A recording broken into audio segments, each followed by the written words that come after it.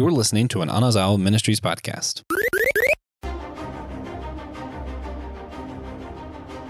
Who was the Doctor's best companion? That's right, we're talking Doctor Who companions. We're going to give our top 5 today. This is Systematic Geekology. We are the Priest of the Geeks. I am a huge Doctor Who fan. I'm Joshua Knoll. I've been a biblical studies whatever student forever, it seems like. And I'm really excited to introduce the one and only Joe Day. Welcome to the show, man. What you been geeking out on? I am still firmly going through the DC animated universe with my wife. This is the first time she's seen any of this stuff. And so getting a chance to go back through it with her, fantastic. I am Joe Day. I am one of your illustrious hosts. To find all my things, you can check us out, systematicgeekology.org. Host tab. Gotta plug the website. Did I do it right, Josh? Just kidding. I am very excited to cut it up about Doctor Who. You know, I would definitely say I'm not as avid a fan as you are, but man, I will say when Doctor Who is at its finest, I challenge anybody to really stand up to it from a storytelling standpoint. Oh yeah. My love for Doctor Who is probably sick. I might need help. What I've been geeking out on lately, though, isn't Doctor Who. Thanks to our drive-in series, here's another plug. Guys, you got to check out these Friday episodes during the summer. We're doing drive-in movies, talking about old movies. I've been on a Harrison Ford kick, just watching literally every Harrison Ford film I can find. And I'm like, this is great. I'm doing research for the show. Right? Oh, yeah, it's great times. Exterminate. With that being said, I am very excited to talk Doctor Who. It is one of my favorite geekdoms, if not my favorite. It's like Kingdom Hearts is up there too. I got a few weird ones. Doctor Who is one of them. And one of the big parts of Doctor Who is his companion, right? So the Doctor, we've done episodes about the Doctor before. He is a species known as the Time Lord. He dies, he regenerates, they live forever, he can travel through time and space. That's sort of the whole gig. And the companion, for a lot of people, is the relatable one. The Doctor is old and wise and can travel through time and whatever. And the companion's a lot of the times one of us. Not always, but a lot of times it's one of us. So that's what we're going to talk about today is the companion. We're going to talk about why the companion matters, what it brings to the show. We're going to do our top 5. I want to get to that as soon as we can. But first, Joe, who was the first companion that you met? So the first companion that I met was Rose. And I was quickly taught exactly what the worst of Doctor Who companions look like. I'm kidding. I had to throw it out there. Rose was my first, and I had the value of hindsight. When I found Doctor Who, it was already like well into its life, and so you could go through entire runs uninterrupted, be able to see the full arcs as, in continuous order with these different companions. And the one thing I will say, as far as Doctor Who and its companions, you hit the nail on the head with the whole relatable piece. Because when that story is told well, and I'll even give credit where credit is due, there are random one-off episodes where Rose even manages to accomplish this. It's a great vehicle for putting the audience in the passenger seat with Doctor Who, to be able to allow for a different kind of layer of immersiveness for the right fan that not a lot of other fandoms can compete with, as far as being able to give that to their audience. So just honestly, that is being able to, we'll get into the fun stuff as far as what the lists look like, but just throwing that out there, that's why I'm so excited to talk about these lists. But it was interesting to see Rose first. I'm not going to necessarily give her flowers as far as this episode goes, but it was an interesting beginning point because it was very much leaning hard into the side of the companion that is like love interest and all of that. And so it was interesting to see that companion, that first introduction to the companion role, be somebody who's like infatuated with the Doctor rather than just like a buddy, a companion, which I personally, you will see spoilers reflected hard in my list as far as what I find to be the more desirable side of that companion relationship. Yeah. My first was also Rose, which The Doctor and Rose is one of my favorite love stories, and we've argued about that before, and I'm sure we will argue about it again in the future.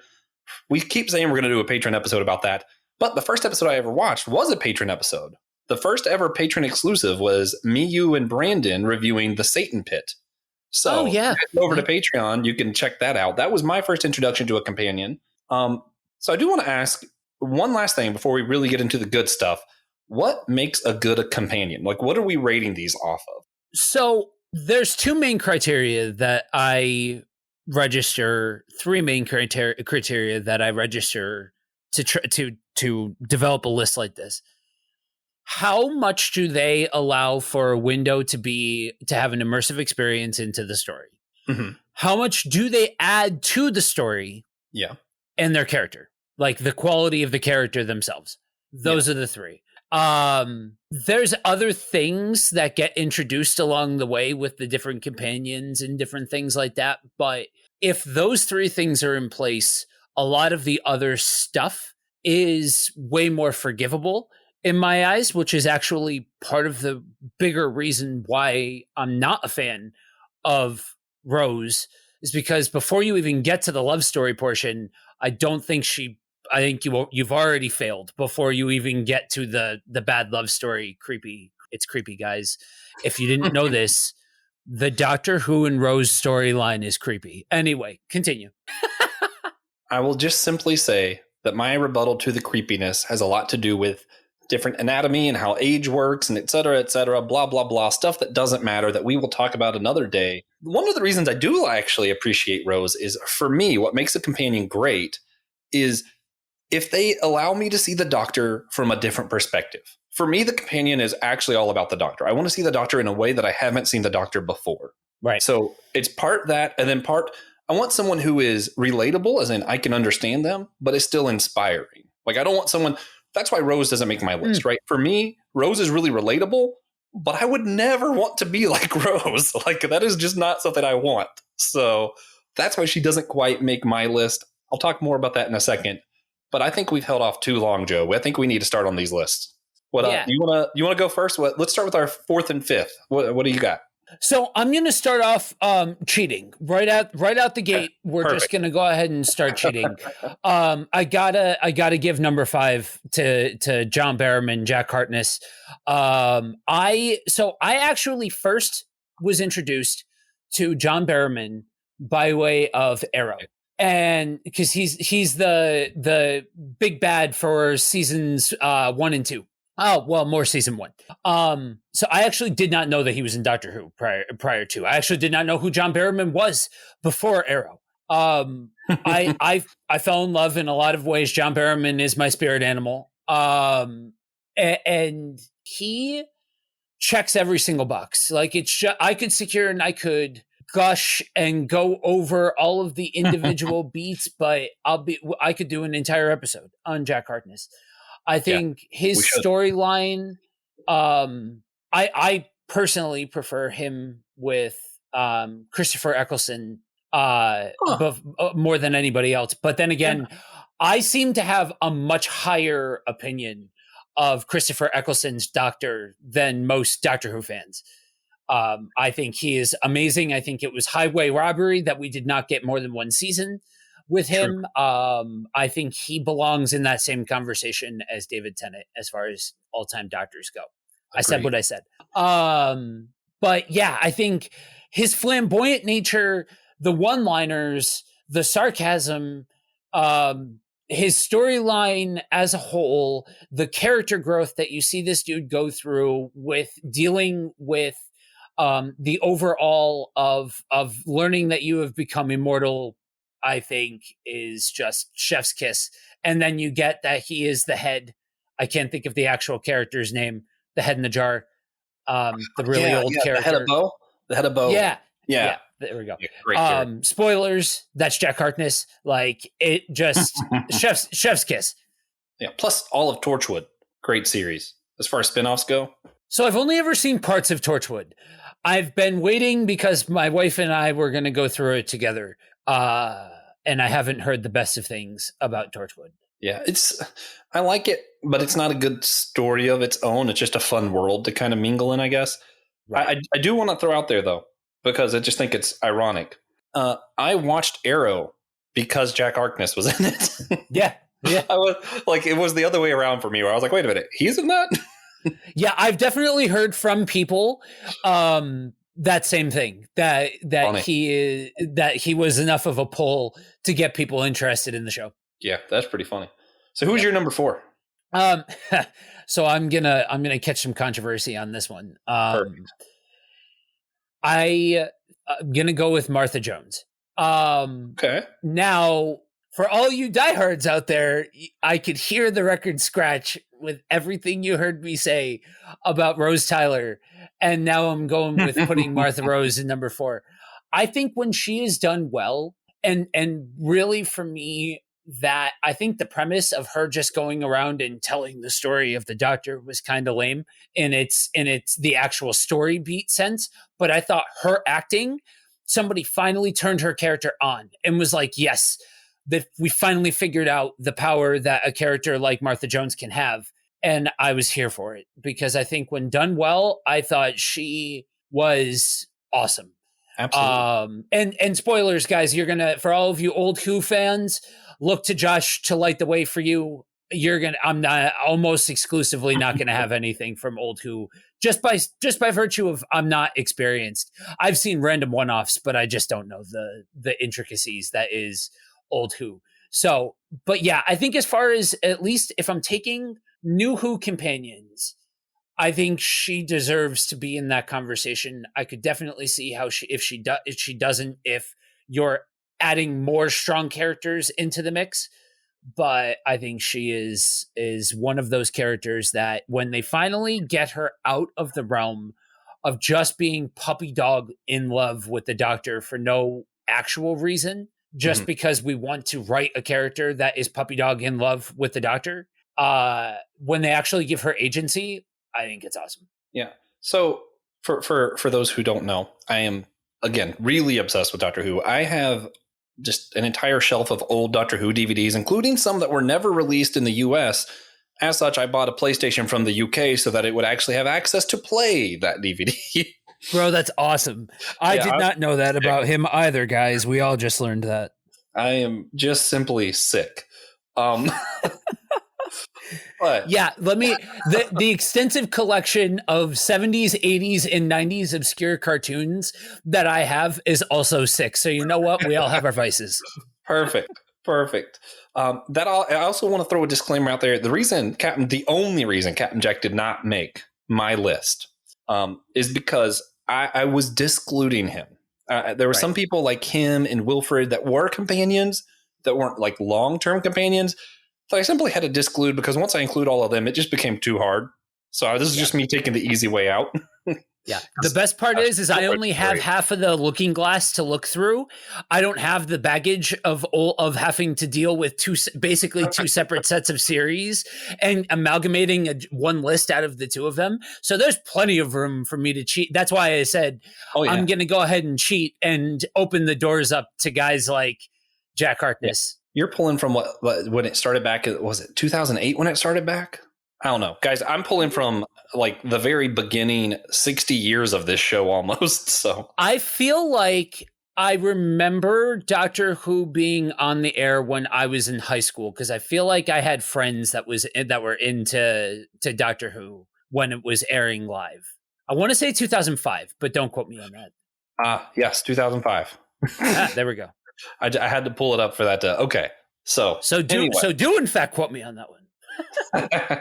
All right, here we go. So my number 5 is largely in agreement with Joe that Martha deserves to be in this conversation. Definitely. The infatuation is why she's number 5. Otherwise, she could be a lot higher. And if she had longer with the Doctor, I feel like we didn't get long enough with her. For me, the infatuation brought a new perspective. I mean, not really new because Rose did it, but whatever. It brought that perspective, and it was relatable in the sense that I've been around people where I'm like, they're so incredible that it's hard not to kind of be infatuated a little bit. So I kind of got that. And then you have episodes like Blink, which is like one of the all-time best Doctor Who episodes, where her kind of she wasn't controlling the Doctor, but her kind of weathering him allowed him to not take too long, and the messages he needed to send to different things. Like without Martha in that story, I don't know that they get back. Right. And there's the fact that she is a doctor. Her being a doctor adds a unique perspective to the Doctor. You know what I mean? So I liked that as well. My number 4 was the first ever companion, Susan Foreman, the Doctor's granddaughter. Because you have that family aspect. You have another Time Lord. Spoilers, double entendre. I love when the Doctor has companions that aren't just humans. Like, I'm like, this is great. K9 was awesome. I didn't include him either because, again, not the long-term companion or anything. But, man, K9 was awesome. Susan Foreman was great just because of that. And because it was interesting since I started with since I started with the current Doctor Who, going back and seeing him with his granddaughter and kind of playing a fatherly grandfather kind of role was really interesting for me because it's just not how I was used to viewing the Doctor. So I found I'm fascinated at the idea of seeing the Doctor in like a grandfatherly sort of role like that. Like that's weird. Really, I did not know that his first companion was his granddaughter. K9 I've seen. So that's a lot of the random one-offs that I've seen of old Who center around Sarah Jane and K9. Because that's what all of my friends who are into old Who recommend. If you're going to watch random one-offs, have it be centered around those two. I did not know that. I guess this goes in line with the granddaughter thing, but I did not know that he ever partnered with other Time Lords. That's really interesting. Oh yeah, my all-time favorite is also a Time Lord. And you mentioned the whole Doctor thing with Martha. I thought that was a great introduction. I thought that served as an awesome introduction point for her as a character. And part of it was I was so over Rose and the fact that you were getting somebody who was like driven and had a career and had an identity past just the love interest of the Doctor and all of that kind of stuff. That to me, that was a really refreshing turn of page. My only complaint is I wish more of the series that are part of the series that she was in centered around those things and really push those things to first and foremost. Because like you said, without that infatuation piece, if we would have just seen the volume turned all the way up to 11, like it was towards like the back part of when she was involved in the series, almost like when she leaves, I wish that wasn't her leaving. I wish that was her turning the page of saying, you know what, I'm done being infatuated. I'm still going to be on these adventures, but it's more of like a buddy cop sort of thing. They're both doctors, wink, wink, nudge, nudge. That I would have loved to have seen. But her character progression at the end was phenomenal. Yeah. All right. Second and third. What do you got? So second and third, number 3 for me, is Rory Williams. I said what I said. I don't. I think Rory deserves better than Amelia Pond. I think. I think all of that. I think her entire character arc. She was one of the few ones that I didn't want to see a redemption arc for because I didn't care. She was a MacGuffin, a movable MacGuffin that continued on the plot where she needed to and was just an all around terrible human being. And Rory deserved better because he was like the dog of the human world, just loyal to an absolute fault. Yes. You guys will probably never hear Joe and I agree as much as we do over this particular point. Yeah. I figured you might agree with that. Yeah. Absolutely. No, there are specific scenes that I could get into that I understand the apologists. I've talked to the apologists about like them as a package and the greater narrative of it all. And she was just showing her human side when she threw herself at the Doctor the night before she's supposed to get married. Like whatever. I mean, whatever, everybody's list is their own, but yeah. Rory, I think you see him be this guy that finally finds his voice and finally stands up. Like, it's one of those things that, like, when it comes to him, he might be a pushover. When it comes to the people he loves, woe betide, because he will, to his dying breath, fight for the things that he loves and the people that he loves. And so, I think he, again, ticks all of the boxes.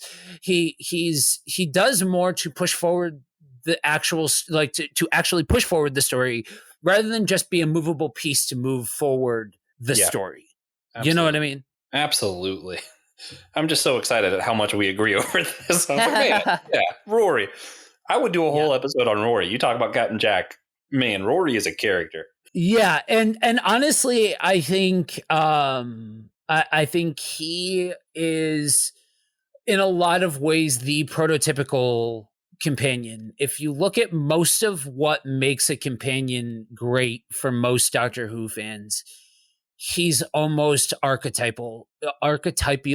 Yeah, whatever word I'm trying to say. In certain regards. And I think just the fact that he is a misfit in a lot of regards, and just kind of is getting drug along on this wild and out adventure. And honestly, his foil to Matt Smith's Doctor, which I won't qualify with actually going into all of the details of how we feel about about Matt Smith's Doctor. Go back and listen to some of our past materials on the Doctor. I'll drop that link in the show notes. I feel like I need it. We there's a lot of context to be had about how we feel about that, but none of it's good. But it almost makes it palatable in a lot of regards. You know what I mean? Like, it's one of those things, like Denzel Washington and Ryan Reynolds did a movie together called Safe House. I'm so not a Ryan Reynolds fan outside of, like, Deadpool. But being opposite Denzel Washington forced Ryan Reynolds to act better, just because Denzel Washington is such a good actor. It's kind of along the same lines. Rory is such a strong character that it kind of forces Matt Smith's Doctor to come up like off of the level that he's at and come closer to Rory's level. I don't think he ever gets up to Rory's level from a character standpoint, but agreed. Yeah, very much agreed. All right, what's your number 2? So my number 2 is Donna Noble. It hurt me to only put her at number 2. And this is, so Donna Noble, from pillar to post, is probably the most consistently fun character opposite the Doctor for me. I am, for those of you that don't know, this is why Brandon always makes the joke that I'm Philly's favorite son. I'm as East Coast as they come. To me, Donna Noble has that East Coast spirit. Like, she'll tell you 3 different ways where you can stick something that she doesn't like, and, like, not skip a beat. And again, I so can't stand anything resembling a love interest between companion and Doctor. It's so weird to me that so many lifetimes this ancient creature, and it's essentially with a creature. Like, there's so many reasons why it so doesn't work for me, like, on so many levels, that the fact that Donna, to start off with, is already a strong character, that to have that be that just kind of carries the ball past the end zone for me. That like, that's the kind that, like, it's more of like a buddy cop sort of relationship. And then you get into how you see her grow as a person, right? Like, there's a lot of insecurity at first. There's a lot of holding people at arm's length at first, a lot of distrust. You see a lot of the relationship between mother and daughter and all of this kinds of things. And you see her character arc where still she's bristly and sarcastic, but you can see that she's becoming more a better human being, I guess is a good way of putting it, in terms of this universe and things like that. I'm not going to get into how that applies to the real world and all of that. But I think from a character arc, you see a purity brought out of the Doctor that reflects well off of the companion, that makes me overall enjoy it more, especially since becoming a Christian. So now I'm going to feel like a jerk for disagreeing. That's awesome. But yeah, so in the number 2 slot, it hurt my heart that she's not number 1. I'll explain in a minute after Josh gives his number 2 and 3 why Donna Noble didn't hit number 1 for me. Donna Noble didn't even come close to, like, if there was a competition of all of the companions, it wouldn't be, there would be no competitor for who was last for me. That's awesome. And it has nothing to do, honestly, it does nothing to do with like how good or bad of a character it is as she is. It's more just that type of person annoys me so much. Is the kind of person where, like, I had a friend who ended up getting a relationship with someone who acted like that, and we're not friends anymore. Not because of an argument or anything, just because I was like, just avoid being around those kind of people. Her voice gets on my nerve. I find her incredibly shallow at first. I know she gets better at the end, but it's just so intolerable for me. Of the David Tennant episodes, I think the ones I watch the least are the ones with Donna, because I just just can't get it. And I know people love her, and I know that I'm blasphemizing against everyone right now, but I really think a large part of it is that voice, and a large part of it is her strong, obstinate, whatever kind of character. And I'm just like, I just don't jive with that. It has nothing to do with anything other than that is just it's like a water and oil kind of situation. Yeah, I could definitely see that if that's not a character, like an archetype that you get along well with. She does such a good job of embodying that archetype that I could see how it would be very difficult to try and separate yourself and suspend your disbelief and like actually get into the series and all of those kinds of things if there's that apprehension that does not let up, because like I said, she, for better or for worse, embodies this character. Oh yeah, and that's one where, ironically, because she does such a good job, it makes it harder for me, right? Like, she's so good at acting the character, like it feels like that's really who that is. Like, it feels real, and I'm like, I really don't want to be around that. So right. Yeah. Okay, so my number 3 and 2. Number 3 was also Rory Williams. That's so awesome. That's a fun one for me. Man, when I talk about wanting to relate and a character inspire me, I feel much the way that Rory did all the way through his character progression, where like I'm sort of the pushover a lot of the times, and then where he became the man of the house kind of deal, where he's like, I'm going to lead my family. As for me and my family, we will, whatever kind of stuff. And I'm like, that is Rory Williams.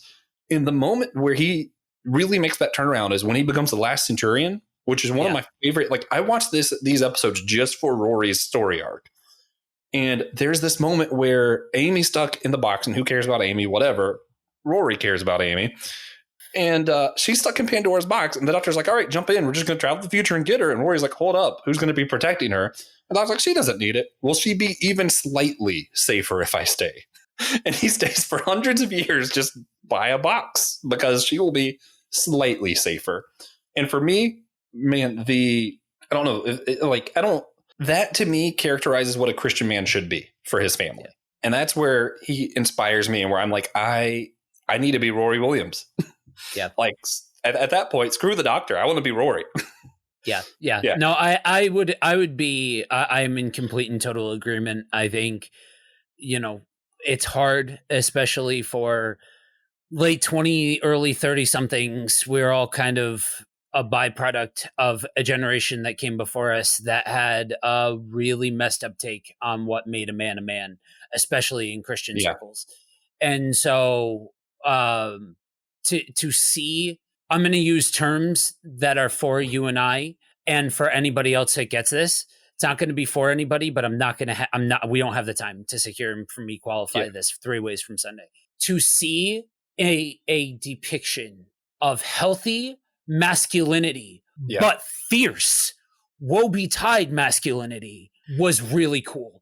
And like, to see such an honest portrayal of a man loving his wife in such a way was really impactful for me as well. And that, to me, really, really resonated for a lot of reasons. I mean, we could sit here and go just dive right into the deeper end of this conversation just off of this. But yeah, I'm in complete and total agreement. Oh yeah.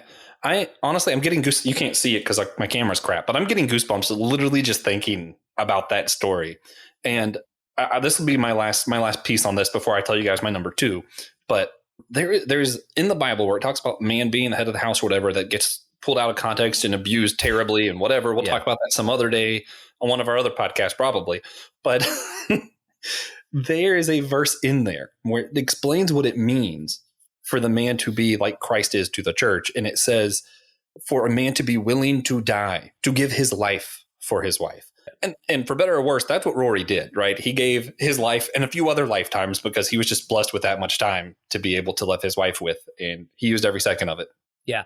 It's so I'm going to my last point and then we can move on. Yes. There's a lot of when you talk about masculinity, there's a lot of bravado. There's a lot of camus mus macho that gets thrown around and all of that. And that's kind of, there's like an archetype of which has left a lot of men, left them wanting as far as being able to have some kind of example that they can relate to. Because not everybody is like that. I am like that as a defense mechanism. But it is what it is. But we talked about this and this is the year of Lewis, and this has come up several times. I have inadvertently become the constant voice through the Narnia series because I love the Narniad. But one of the topics that comes up is what happens when truth is reflected in fiction, in fandoms, in created works, in art, all of those kinds of things. Beauty is what happened. Is the through line there. You see it. I could point to 5, just honestly off the top of my head. I could point to 5 examples, just boom, that I could point to that most people will unequivocally say are just beautiful pieces of art, just in whatever form they are. Because and the through line is the connective tissue is that they all reflect truth. This is one of those situations. It ultimately reflects truth. Why is it so beautiful? And why can we just so easily jump to the deep end on this one topic? Is because, guys, we're literally talking about like stuff that's at the core of the male identity. Just being honest, you know what I mean? And the things that we are called into. There's a reason why, if you listen to any sermon, if this is done well or it's done poorly, but the through line or the connective tissue is that it's done. Where you see if people are reaching for a illustration of the relationship between God and mankind and the divine, you use the illustration of man and wife and the marriage relationship and all of that. And there's a reason why it automatically becomes this rich and deep conversation so fast, is because, guys, like this is a beautiful example of what authentic manliness looks like. And I point to the whole picture, not just when he picks up his sword and he gets real big and all of this kind of stuff. Like, no, that's a part of what happens during the sum total of the Rory arc. But Rory is this character that is largely unassuming, that is largely, like you said, he can be the pushover, he can be the meek one and all of those kinds of things until it comes time to do what he's got to do. The manlier picture for me, rather than him holding the sword, was him sitting by the box. Just overall, that's something I feel like there's very few media or mediums out there that I'd say, hey, this paints a really good picture of what biblical manliness is. Right. But Doctor Who as a whole does a pretty good job of that. I mean, the Doctor himself, you see a lot of this. It's more not about attacking and being the aggressor, but more about being a protector, a lover, someone who cares and defends for the people he cares about. And that's beautiful. And time to move on. My number 2. I can see that. My number 2. And I just want to say my 1, 2, and 3 were all hard for me to pick from. It was difficult not to have Rory as 1. On another day, he could have been, because I just love him so much. Grace Holloway. And this is where I get away with saying my top 5 is half and half. Because Grace happened in the movie in between Classic Who and New Who. Okay. So there we go. She was a doctor, naturally. I like doctor companions, it turns out, that he found in the emergency room. And she does a lot more doctoring than Martha ever did, which is why I put her up a lot higher. Because you see the human medical field, the human trying to heal other people in comparison with the kind of healing that the Doctor does, not just in the movie, because I know the movie kind of flopped and that's controversial for people, but I like her character a lot in the audiobooks. I feel like she's really interesting in those. So that's where I have her at, just because I love the dynamic of seeing one type of healer compared to another and just kind of seeing that comparison and that push and pull where she's healing with what she knows and what we know as humans. And the Doctor's almost healing on a deeper level. And it kind of shows me a new part of the Doctor of, okay, he's not just healing these physical things. He's addressing systematic situations. He's addressing these bigger ideas. And she's there healing the body, which is also important. And and that's why the Doctor works so well with her, I feel like. So, right. Yeah, that'll be my number 2. All right, Joe, number 1, who you got? So I'm glad you literally teed me up perfectly by bringing up a character that saw more time in the audiobooks and all of that. So my number 1 has to be River Song. Again, I'm cheating. It's fine. I love her. I do love her. So that's part of why, like, especially after River was introduced. And I should say, my very first introduction before, like, I saw one time randomly was the Weeping Angel, one of the Weeping Angel episodes. Yeah. That was very centered around River Song. And again, I knew her as the mom from Arrow before I knew her as... I just now registered that that's the same actress. Yeah. And so I think as far as love interests go, she is the only one that does that well. And I'll be honest, I really, really enjoyed Peter Capaldi and River playing against each other. I thought that was a really cool, especially at that, like, that scene. You know, y'all went, as soon as I said Peter Capaldi and River, y'all went to the exact same scene. We all do. It's fine. But especially in that, like, they're just such 2 quality actors chewing the paint off the scenery, like, just acting their hearts out. Is just they created a moment in what they did. But I think, you know, she's fun. She expands the story, and I think she's a great foil for the Doctor character as a whole, because she comes along and takes the piss out of his character, where he's like this mystical and almost like they paint him to be nigh spiritual at certain times and things. And like, she just grounds the character as a whole in such a way that I think adds to the character when she's around. And I think her as an actress, I think the job that she does and the way that she's able to have different relationships with the different iterations of the Doctor. Oh yeah. Is just chef's kiss. And like, crazy. You'll hear, I've got a couple of honorable mentions to mention before we end this. And honestly, if you ask me at any other time, my honorable mention and my 1 and 2 could be, you could catch any one of these in the number 1 spot for me. But yeah, I think, and honestly, one of the biggest travesties is that we didn't get an entire season. And just a recommendation for any of you that have never heard it. The River Song has character has a lot of time in the audiobooks, and I would definitely recommend that you check out those if you're a fan of her character. Yeah. So my number 1 is similar-ish. I do want to say the only reason I didn't pick River is the same thing with Wilfred and K9 and Captain Jack. I don't think of her as a regular companion, right. But it's one of those where I had to disclude those, or else it would just simply be too difficult. Because she is phenomenal. I cannot begrudge anyone for having her as number 1.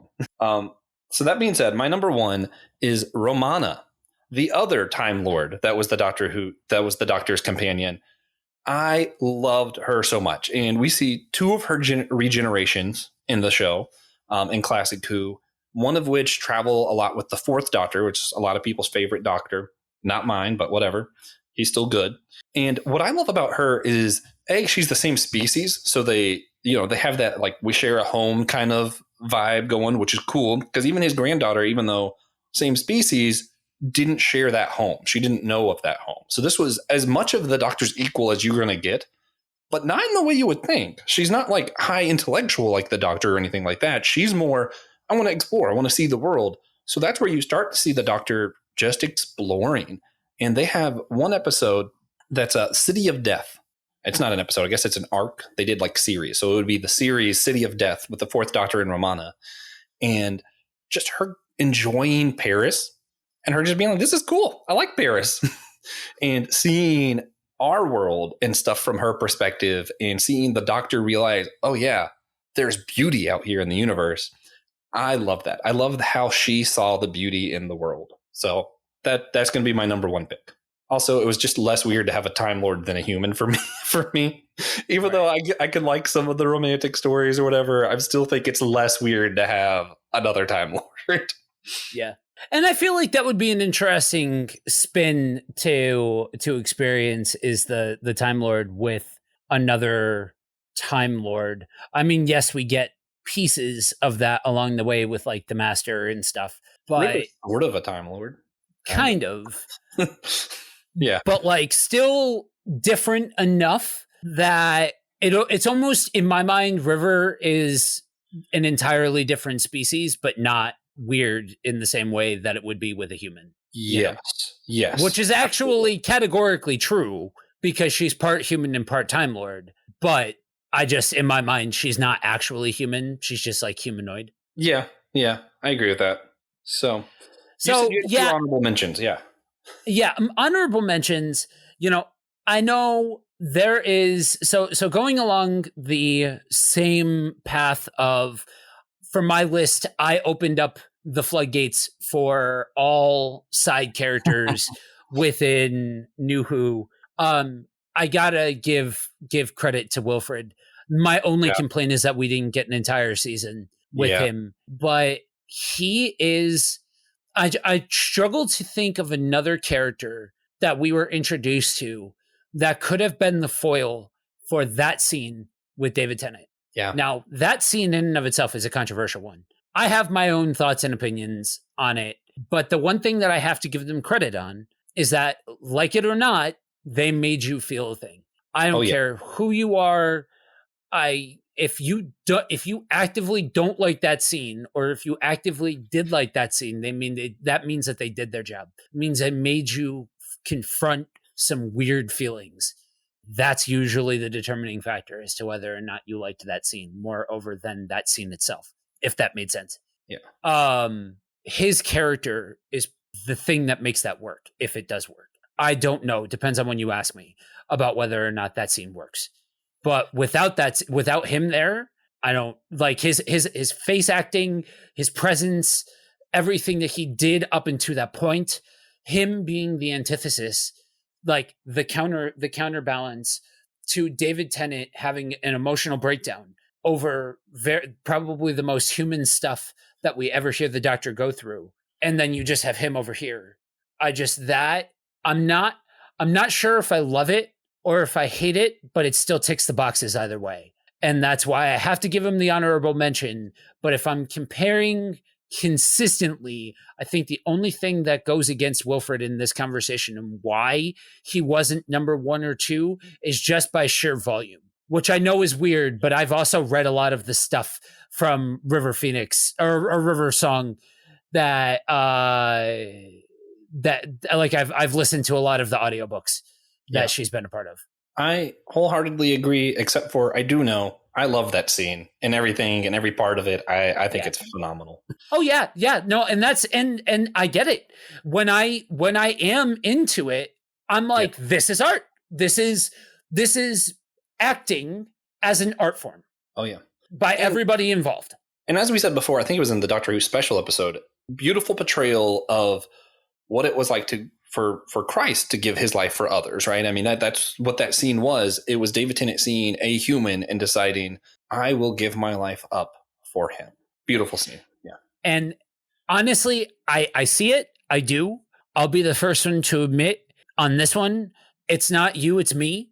That scene is great if you don't have death anxiety. Yeah, That's really what it comes down to. And I understand that for some people they argue that it's against the Doctor's character that he even had the breakdown in the first place, that he didn't just do it, like that he had any kind of conflict about it and all of that kind of stuff. With the giant asterisk that I'm not an avid like rabid fan, and I don't have old who to bolster this opinion. I disagree that's outside of the realm of the Doctor's character, because we see that the Doctor experiences a variety of emotions and a variety of things. That's actually part of why I didn't like Matt Smith's Doctor as much as I didn't like Matt Smith, is because you had an actor that was willing to play all and do all of the things thematically, and then you traded that in for jovial, just one note jovial. Like, that's it. You went from having filet mignon to having like skirt steak. You know what I mean? absolutely. Yeah, that's just accurate. All right. Did you have any other honorable mentions or? Sarah Jane. So I'm not necessarily super well versed in her character. I've seen random one-offs, and I've seen where she crossed over into New Who. And I thought whenever she was on the screen, she outshined everybody. I think everybody needed to try and keep up with her. I thought she was the leader of whatever scene that she was a part of. And what it made me want to go back and watch the seasons where she is the active companion. So honorable mentions. I don't think I have enough exposure to her character as a whole to justify putting her in my top 5, but definitely I could see the appeal. Yeah, if you look up most like the top Doctor Who companion websites, 1 and 2 are often going to be Sarah Jane and Rose Tyler. We've discussed why Rose Tyler didn't make ours a little bit. For me, Sarah Jane, and I know I'm controversial and the weird one. I'm Josh with the wrong opinions, and maybe this just belongs on the list. She just kind of falls flat to me. I'm like, she's boring. Nothing about her is different than other companions to me. Like, I could find it in other companions that are more interesting. None of the episodes she is in have really stood out that much to me. And I was like, okay. I mean, she's not bad. Just kind of whatever to me. That's how I feel about the one Peter Capaldi companion that most people put on their top Clara? lists. No. Yes, Clara. I like Clara, but I thought. Okay, so I thought randomly she was fine. I loved the idea that they gave her a love interest. I loved the guy the actor that played the love interest more than I enjoyed her character. And when he went and didn't come back, which I thought was a giant mistake. Like, I thought that entire storyline was a mistake in a lot of regards, but that might be because of how big a mistake I thought the Master was in that, and the fact that they killed him off. Like, I thought all in all, too many mistakes happened to accurately be able to judge how good that could have been with the Cybermen taking over. For me, she'll be my only honorable mention would be Clara. And the only reason she doesn't make it is because a lot of the episodes she's in kind of fall flat. It's not her it's not her character. I love her character. And, I thought she was interesting. She had a unique relationship with the Doctor. I thought she was overblown by a lot.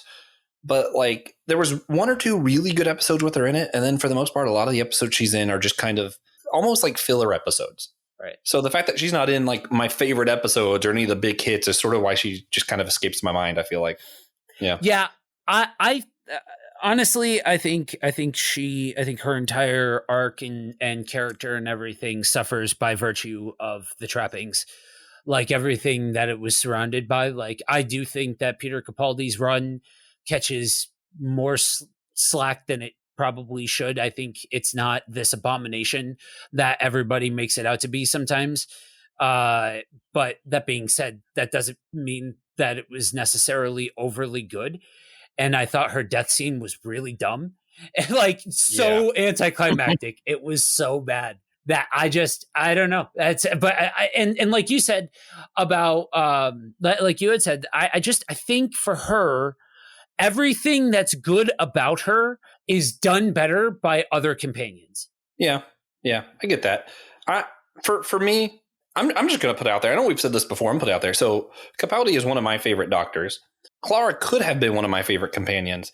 I think them together could have been one of the best pairings if it was not for the one and only show runner, Stephen Moffat. Thank you for ruining great content. I mean, yeah. I feel pretty strong. I'm going to say it like this. So after going through, and I'm gonna either get thunderous applause or upset some people, but my going through the old media that I've gone through and going through with my wife, because everything that I've gone back through for the show and for everything, very little of it has been just me. She is a nerd as well, and so she has joined me with most of this stuff. And so going through I just tell a good story. I don't care who, you're never going to catch me complaining inherently about representation or any of that kind of stuff. Just give me a good story. That's what I care about. And if you don't give me a good story, I'm not going to enjoy the story. That's going to be the thing that I'm going to complain about, because that's the thing that I have the complaint about. Yeah. I think I just made sense. So what bothers me is when you fall on tired tropes, like man has to be big, strong, muscly, man can't have emotion. Just like, women have to be damsels in distress. Like, there's just some story beats that take away from the overall narrative. And whenever it crosses into that, I can't. It more takes away from me, from the whole of the experience, if that's the sum total. And if that makes me whatever, that makes me whatever.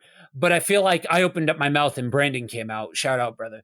You did remind me of, speaking of just when it's good story, the characters, they matter, but good story can really drive everything. So it reminds me of my recommendation if you're about ready to wrap up. You think we're about there? Yeah. Awesome. Well, before we do, Brandon wants everyone to know that K9 is, in fact, the number one companion. Hey, so I had to do my shout out too. Brandon, we missed you this episode, but we are ready for the wrap up.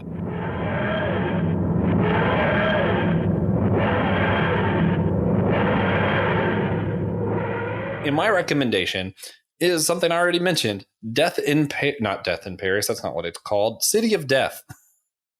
With the fourth Doctor and Romana, getting to see them and how they view Paris, getting to see the beginning of either the universe or the world. I forget which one. I find it some pretty good story beats. It's one of those that you can watch on its own without knowing a ton of Doctor Who. So that's a fun one for me. Joe, do you have any recommendations for everybody listening? So I would recommend, if audiobooks are your thing, to track down the Doctor Who stuff, specifically the stuff with River in it. It is absolutely awesome. But just generally speaking, I feel about that in a lot of the same ways that I feel about the Star Wars Legends stuff, like the old books and different things like that. All of that continued universe that isn't necessarily always considered in the full breadth of the conversation. And I just think that with the stuff that they were able to do, it's one of the few times where the extended media captures the same spirit as the source material. That it's not, you don't look at it as something that was fan made or made adjacently to cash in on a bigger IP. That this is stuff that actually lends to the overall story and is done well from a production standpoint. And if you know kind of the history behind the company that was putting it out and kind of where they started getting picked up and taken seriously by the actual company itself and all of that, and kind of the grassroots of it all, it's a pretty cool story of, it's kind of like Kevin Eastman in that regard. It's cool when you see nerds get to live out what they love to do and turn it into like their 9 to 5. Oh yeah.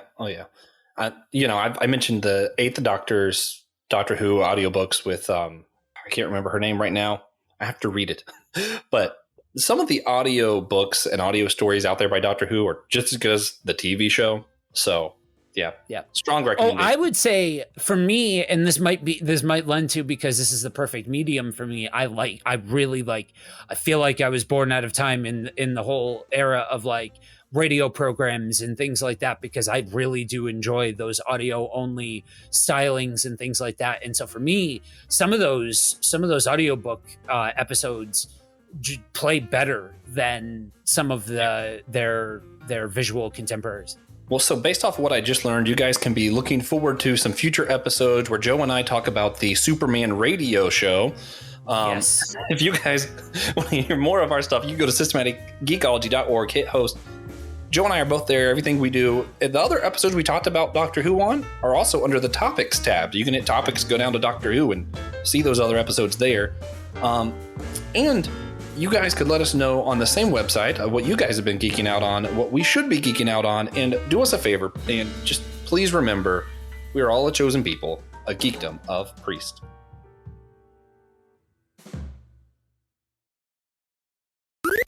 This was an Anazao Ministries podcast. If you enjoyed this show and would like to learn more about our network, be sure to check out the Anazao Ministries podcast network.